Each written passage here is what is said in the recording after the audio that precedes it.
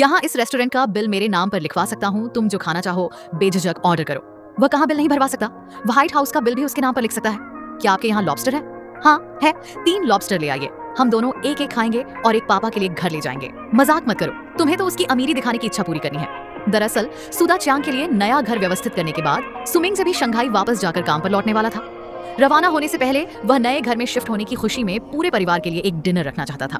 लेकिन जैसे ही सुदा चांग को पता चला कि सु मिंग यू भी इस डिनर में आएगी, उसका चेहरा तुरंत उतर गया और उसने साफ कह दिया कि अगर मिंग यू आएगी तो वह नहीं जाएगा।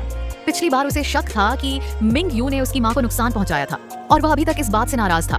सु मिंग जे ने उसे बहुत समझाने की कोशिश की, लेकिन सुदा चांग अपनी बात से पीछे हटने को तैयार नहीं था।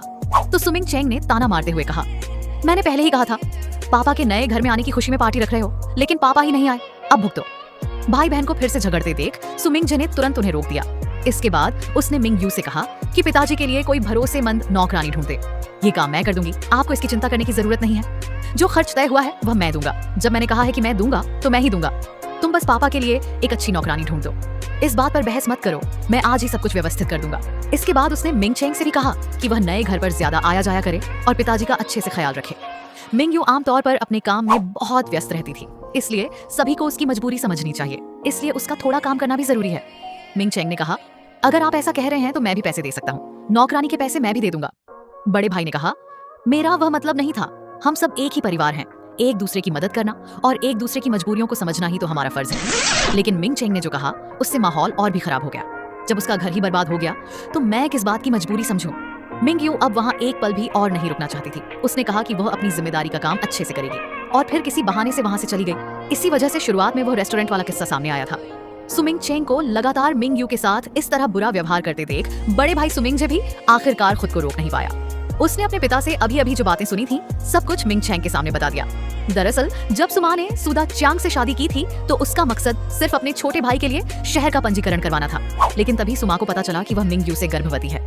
जैसे ही उस आदमी को इस बात का पता चला वह तुरंत गायब हो गया। सुमा के पास मजबूरी में बच्चे को जन्म देने के अलावा कोई रास्ता नहीं था, लेकिन उसी समय परिवार नियोजन के नियमों की सख्ती चल रही थी। सुदा चांग और उसकी पत्नी दोनों को सजा मिली और परिवार की आर्थिक स्थिति भी बुरी तरह खराब हो गई। सुमा की नजर में मिंग यू का जन्म ही उसकी खुशहाल जिंदगी बर्बाद होने की वजह था, इसीलिए वह हर समय मिंग यू में कमियां निकालती थी और हर छोटी बड़ी बात पर उसे निशाना बनाती थी। इतने सालों बाद जब सुमिंग चेंग को अपने बड़े भाई से ये सच्चाई पता चली तो उसके लिए इसे स्वीकार करना बिल्कुल आसान नहीं था और अंदर से बहुत बुरा महसूस हुआ। उसी रात सुमिंग जे शंघाई वापस जाने वाली बस में बैठ गया। बस में उसने बड़े भाई होने के नाते मिंग यू को एक संदेश भेजा। संदेश भेजने के बाद उसने अपना फोन साइलेंट कर दिया और सीट पर सिर टिकाकर सो गया। उधर मिंग यू अपने सामने रखे नूडल्स के कटोरे को देखकर बस सोचती रह गई। उसका बिल्कुल मन नहीं था कि वह कुछ खाए। इधर सुदा चांग घर पर लेटकर किताब पढ़ रहा था। अचानक उसे सुमिंग चेंग का फोन आया। सुदा चांग को महसूस हुआ कि मिंग चेंग की हालत कुछ ठीक नहीं है, इसलिए उसने जल्दी से फोन काट दिया। लेकिन थोड़ी ही देर बाद नशे में धुत सुमिंग चेंग गुस्से में उसके घर पहुंच गया। वह पहुंचते ही दरवाजे को जोर जोर से पीटने लगा। सुदा चांग को डर था कि कहीं वह गुस्से में दरवाजा तोड़कर अंदर आकर उसके साथ मारपीट न कर दे, इसीलिए उसने तुरंत दरवाजा अंदर से लॉक कर लिया। जब उसने देखा कि सुमिंग चेंग बाहर गुस्से से आग बबूला हो रहा है तो सुदा चांग ने तुरंत अपना फोन निकाला और सुमिंग जे को कॉल किया। लेकिन उस समय सुमिंग जे पहले ही गहरी नींद में जा चुका था।